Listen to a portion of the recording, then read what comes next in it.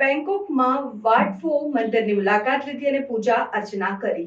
પ્રધાનમંત્રી નરેન્દ્ર મોદીએ થાઇલેન્ડના પ્રખ્યાત વાટ ફો મંદિરની મુલાકાત લીધી, જ્યાં તેમણે વિશાળ રિક્લાઇનિંગ બુદ્ધ પ્રતિમાને પ્રણામ કર્યા અને પૂજા અર્ચના કરી। આ મુલાકાત દરમિયાન થાઇલેન્ડના પ્રધાનમંત્રી પેથોંગટાન શિનાવાત્રા પણ તેમની સાથે હાજર રહ્યા હતા।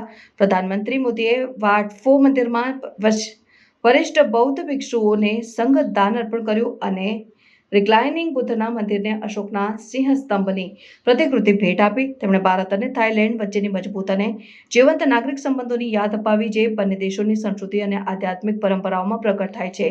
આ મુલાકાત દરમિયાન પ્રધાનમંત્રી મોદીએ બૌદ્ધ ધર્મના પ્રચારમાં ભારતની ભૂમિકા પર ભાર મૂક્યો અને બંને દેશો વચ્ચેના સાંસ્કૃતિક સંબંધોને વધુ મજબૂત બનાવવા માટે પ્રતિબદ્ધતા વ્યક્ત કરી।